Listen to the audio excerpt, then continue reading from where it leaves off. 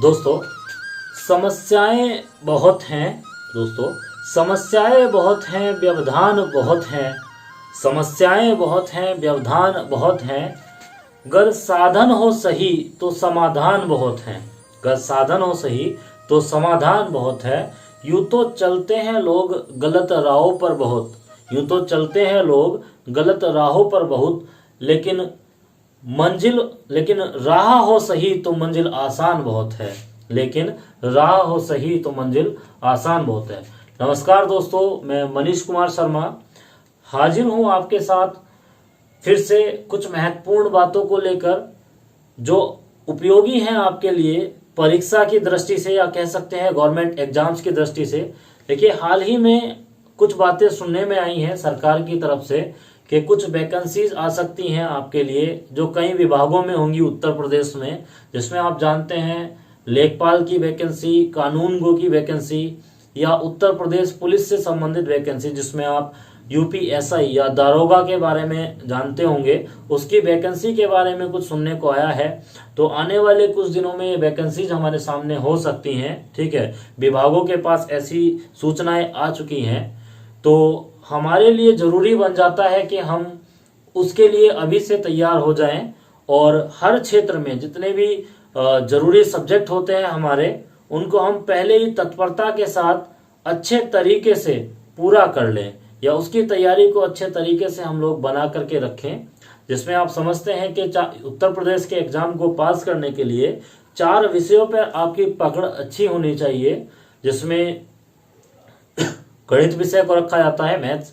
उसके अलावा तर्क शक्ति जिसको आप रीजनिंग बोलते हैं, हिंदी, और उसके अलावा एक महत्वपूर्ण विषय जिसको आप जीएस बोलते हैं, जनरल स्टडी, यानी कि सामान्य अध्ययन, जो आजकल सबसे ज्यादा जरूरी भी है। पर बच्चों के द्वारा कहा जाता है कि इस विषय में उनको काफी समस्याएं आती हैं, क्योंकि अगर आप देखें इसमें भी कई सारे विषय इंक्लूड होते हैं। आप इसमें history, geography, polity, economics, science, और उसके साथ साथ करंट अफेयर को भी जोड़ करके रखते हैं। तो एक विस्तृत सब्जेक्ट है अपने आप में, और इसको समझना इतना आसान नहीं है। देखिए, जीएस की अगर मैं बात करूं तो जीएस 2 तरीके का होता है। एक तो फैक्चुअल होता है जिसको आप तथ्यात्मक जीएस बोलते हैं, और एक होता है कॉन्सेप्चुअल, जिसमें आपको सब्जेक्ट की समझ विकसित करनी होती है, संपूर्ण समझ आपको उसमें विकसित करनी होती है। ठीक है, तो अगर आप किसी अच्छे लेवल पे तैयारी करना चाह रहे हैं, जैसे उत्तर प्रदेश एसआई या अदर उस लेवल के एग्जाम जैसे कानून को भी जिसमें रहेगा, तो आपको तथ्यों के साथ साथ विषय की समझ को भी बनाना पड़ेगा। अगर आपकी विषय की समझ अधूरी है और आप केवल और केवल तथ्यों पर केंद्रित हो जाते हैं, तो मेरी बात को समझिए कि आप लोग बहुत से ऐसे क्वेश्चंस या बहुत से ऐसे प्रश्नों को गलत कर देंगे जिनको आप सही कर सकते थे। तो मेरा आप लोगों से बस यही सुझाव है कि आप तथ्यों को तो तैयार करें, पर उसके साथ साथ आप विषय की समझ को भी अच्छा करके चलते रहें। ठीक है, तो अब हम एक चीज की बात करने जा रहे थे। मेनली हम लोग कई बच्चे मेरे से बोल रहे थे कि सर यूपीएसआई में हमारा इंटरेस्ट है, या वो लोग उसकी तैयारी में लगे हुए हैं। और यूपीएसआई में अगर मैं बात करूं जीएस विषय की, तो वहां पे एक टॉपिक जो बहुत ही महत्वपूर्ण माना जाता है, जिसको हम लोग संविधान भी बोलते हैं, कॉन्स्टिट्यूशन, और उसके साथ साथ उसी को ही बोलते हैं कुछ लोग इंडियन पॉलिटी करके। वैसे उसको पूरे तरीके से बोला जाए कॉन्स्टिट्यूशन एंड इंडियन पॉलिटी करके उसका नाम आता है। ठीक है, संविधान एवं भारतीय राज्य व्यवस्था, दोनों में अंतर भी होता है। जब हम पढ़ते हैं तो समझते हैं कि संविधान जो है एक दस्तावेज के रूप में हमारे पास मौजूद है, जिसको हम कानूनी दस्तावेज कह देते हैं। ठीक है, चलिए मैं आपको थोड़ा सा बता देता हूं इसके बारे में। अगर आप देखें, सब्जेक्ट को बोलते हैं संविधान एवं राज्य व्यवस्था। ठीक है, संविधान एवं राज्य व्यवस्था, इंग्लिश में बोलते हैं कॉन्स्टिट्यूशन एंड इंडियन पॉलिटी।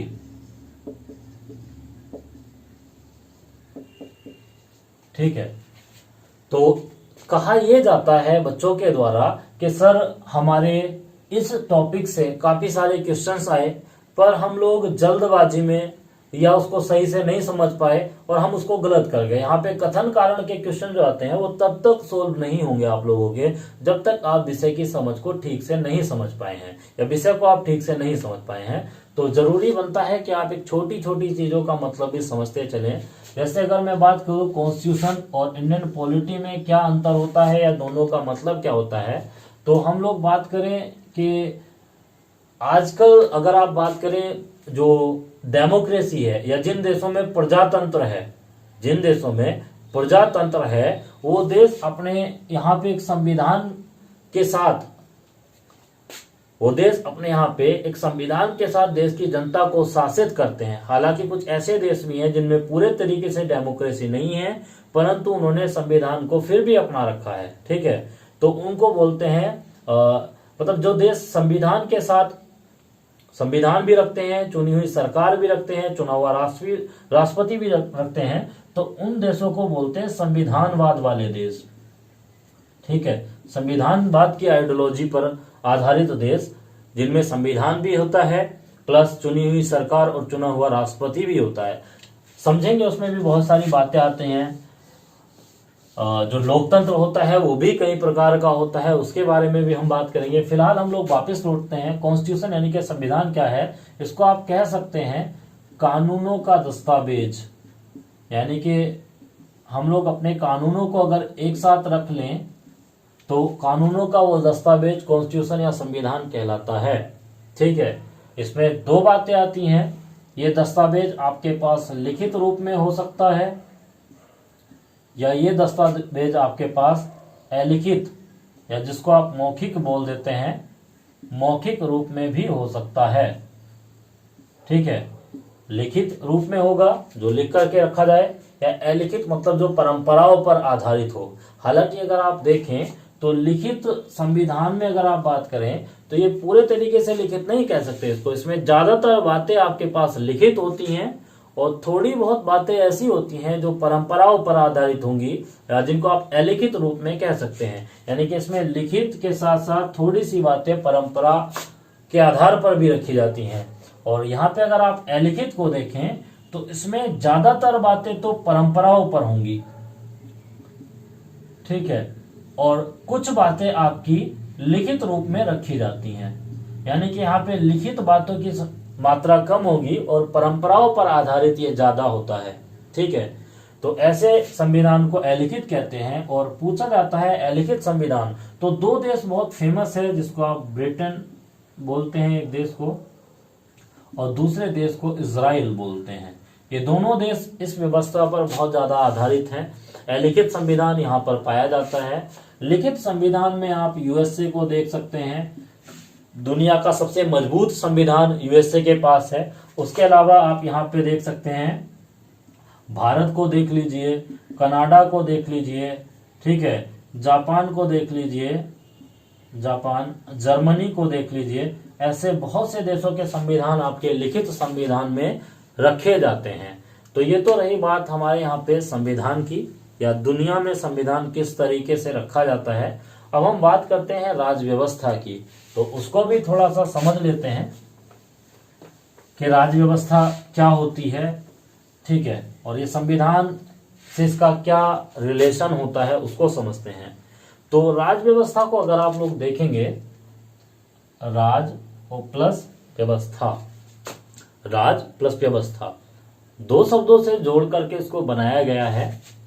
राज मतलब राज्य और व्यवस्था मतलब व्यवस्था, किसी राज्य की व्यवस्था, ठीक है। आप समझते हैं ये क्या होता है। देखिए इसमें यह कहा जाता है कि संविधान का जो व्यवहारिक रूप है, संविधान का व्यवहारिक रूप, उसको राज्य व्यवस्था कहते हैं। ये भी एक बात आती है। तो आप देखते हैं कि किसी देश में संविधान है जो रखा हुआ है उनके पास लिखित रूप में है या अलिखित रूप में है, पर जैसे जैसे सरकारें बदलती हैं तो वो संविधान को के साथ किस तरीके से अपने राज्य की व्यवस्था को चलाते हैं, ठीक है, तो उसको राज्य व्यवस्था कहते हैं। ये डायनामिक बात होती है, ठीक है, तब अलग अलग सरकारें उसको अलग अलग तरीके से प्रयोग में लाती हैं, ठीक है। उसके अलावा या आप देख सकते हैं संविधान और सरकार, संविधान और सरकार के बीच की अंतःक्रिया क्या होती है? राज्य व्यवस्था होती है। मतलब कोई सरकार संविधान का किस प्रकार से यूज कर रही है या प्रयोग में ला रही है, वो क्या कहलाता है? राज्य व्यवस्था कहलाता है। संविधान के बारे में एक और बात भी कह सकते हैं। संविधान क्या है? नागरिक और सरकार के बीच के संबंध जिस दस्तावेज में लिखे जाते हैं उसको संविधान कहते हैं। ये भी एक डेफिनेशन आप संविधान की दे सकते हैं। ठीक है, तो आप समझे होंगे कि संविधान और राज्य व्यवस्था दोनों के बीच में मेन अंतर क्या है, या दोनों में एक दूसरे में क्या संबंध आता है। ठीक है, तो इस बात को मैंने आपको बताया। देखिए, अभी मैं आपको और भी काफी सारी चीजें बताऊंगा। ठीक है, इससे आगे मैं नेक्स्ट वीडियो भी आपके लिए जल्दी लाऊंगा। ये वीडियो थोड़ी इंफॉर्मेटिव टाइप की थी, मैंने सोचा कि आपको थोड़ी सी जानकारियां भी दूं। ठीक है, अगली वीडियो में मैं कोशिश करूंगा कि जो दुनिया में संविधान चलते हैं उनको कितने प्रकार से रखा जाता है और किस संविधान में क्या क्या व्यवस्थाएं रखी जाती हैं, या किस व्यवस्था में क्या क्या बातें रखी जाती हैं। जैसे आप लोग देखोगे कि संविधान हम भौगोलिक आधार पर जब तय करते हैं तो वो दो प्रकार का होता है, या तो वो संसदीय होगा, सॉरी, जब संविधान को हम भौगोलिक आधार पर तय करते हैं तो या तो वो संघात्मक होगा या वो एकात्मक होगा। अगर आप संविधान को भौगोलिक आधार पर तय करेंगे, चलिए मैं बता देता हूं कि अगली वीडियो में हम लोग क्या देखेंगे या किस चीज को पढ़ेंगे। ठीक, अगर आप संविधान की बात करें तो संविधान को हम 3 हिस्सों में रख सकते हैं। ठीक है, पहला हिस्सा होगा कि संविधान जो है वो भौगोलिक आधार पर कैसा होगा, इसमें रख सकते हैं पहला हिस्सा। दूसरा आप रख सकते हैं कि संविधान में अगर आप देखें, विधायिका जो कानून बनाती है और कार्यपालिका, इन दोनों के संबंधों के आधार पर, विधायिका और कार्यपालिका के संबंधों के आधार पर कि विधायिका और कार्यपालिका के संबंधों के आधार पर जो संविधान होते हैं वो कैसे होते हैं। और तीसरा आप रख सकते हैं संशोधन के आधार पर, संविधान को संशोधन के आधार पर। अलग अलग देश में संविधान में संशोधन करने की प्रक्रिया अलग अलग तरीके से ली गई है, तो हम समझेंगे कि किस देश में किस प्रक्रिया को अपनाया गया है और भारत में क्या प्रक्रिया यहाँ पे रखी जाती है। अगर आप भौगोलिक आधार पे देखें तो 2 प्रकार का संविधान हम लोग लेते हैं। भौगोलिक मतलब आप समझ सकते हैं कि अलग अलग देशों में किस तरीके से उसको रखा गया है। ठीक है, वहां की व्यवस्था कैसी है, वहां का कल्चर कैसा है, उस आधार पे संविधान को कैसे तय किया गया है। जैसे यहाँ पे देखेंगे हम लोग संघात्मक संविधान या एकात्मक व्यवस्था वाला संविधान, ये बोल सकते हैं। संघात्मक का सबसे बेस्ट एग्जाम्पल जो आपके पास है उसको आप बोल सकते हैं यूएसए। संघात्मक का सबसे बेस्ट एग्जाम्पल यूएसए है और एकात्मक का सबसे बेस्ट एग्जाम्पल चाइना है। मैं समझाऊंगा आपको किस तरीके से ये आते हैं। ठीक है, उसके अलावा विधायिका और कार्यपालिका में संबंधों के आधार पे जो संविधान देखे जाते हैं उनको भी हम 2 तरीके से रख सकते हैं। एक को रख सकते हैं अध्यक्षात्मक संविधान और एक रख सकते हैं संसदीय संविधान। ठीक है, संसदीय व्यवस्था वाला संविधान। क्लियर है? भारत ने संसदीय व्यवस्था को भी अपनाया है, समझेंगे भारत में कौन कौन सी व्यवस्थाएं हैं वो भी देखते चलेंगे हम लोग। ये सारी चीजें हम लोग अगली वीडियो में समझेंगे। कारण क्योंकि अगर मैं यहीं पे समझाऊंगा तो वीडियो काफी लंबी हो जाएगी। मैं चाहता हूं कि छोटी छोटी वीडियो के माध्यम से आप तक मैं अपनी बातों को पहुंचाऊं। संशोधन के आधार पर अगर आप लोग देखें तो संविधान होता है कठोर संविधान और एक होता है नम्य संविधान। ठीक है, तब जिसमें संशोधन करना काफी मुश्किल हो उसको आप बोलेंगे, या एक संशोधन करना एक लंबी चौड़ी प्रक्रिया के द्वारा हो उसको कठोर संविधान कहेंगे, और एक आसान प्रक्रिया से अगर संशोधन हो जाए तो उसको हम बोलेंगे नम्य संविधान। क्लियर है? तो संघात्मक संविधान, एकात्मक संविधान, अध्यक्षात्मक संविधान, संसदीय संविधान, कठोर संविधान और नम्य संविधान। हम इन आधारों पर संविधान को तय करेंगे कि किस देश का संविधान कौन कौन सी व्यवस्थाओं को लेकर के बनाया गया है। अगर आप भारत की बात करें तो भारत में काफी अच्छा संविधान हमारे पास है, क्योंकि हमने बहुत सारी व्यवस्थाओं को अपना करके उस संविधान को बनाया है। मैं आपको बताऊंगा इनमें से बहुत सारी व्यवस्थाओं को भारत ने अपनाया है और तब एक विस्तृत और सुदृढ़ संविधान हमारे लिए तैयार हुआ है। तो दोस्तों आज यहीं तक हम लोग बात करेंगे। अगली वीडियो में मैं कोशिश करूंगा कि इनमें से संघात्मक और एकात्मक व्यवस्थाओं को आपको समझा दूं, क्योंकि यहाँ पे बहुत सारे कॉन्सेप्चुअल क्वेश्चन आते हैं जो बच्चे गलत कर जाते हैं। ठीक है, तो कोशिश करेंगे कि अगली बार हम इन दोनों व्यवस्थाओं को आसानी से समझें और आप लोगों के लिए बेहतर चीजें मैं ला सकूं। ठीक है, अगर आपका कोई भी सुझाव होगा तो आप मुझे कमेंट कर सकते हैं, या मेरा टेलीग्राम चैनल है आप उसको ज्वाइन कर, टेलीग्राम पे तो आपको मैं कुछ महत्वपूर्ण चीजें देता रहूंगा। उसके अलावा आप मुझे फेसबुक पे भी मैसेज कर सकते हैं, मेरा नाम से सर्च कर सकते हैं, मैं मिल जाऊंगा वहां पे भी। ठीक है, मनीष शर्मा के नाम से चैनल मेरा है जीएस। टेलीग्राम पे जो है वो इसी नाम से है, जिससे यूट्यूब पे है GS with Manish Sharma, GS with MANEESHSIR। ठीक है, आप इस नाम से टेलीग्राम पे मुझे सर्च कीजिए। मेरा चैनल है, उसमें मैंने कई सारी महत्वपूर्ण बातें आपके लिए डाल रखी हैं। ठीक है, तो वहां पे हम लोग आपके लिए अच्छी अच्छी चीजें डालते रहेंगे।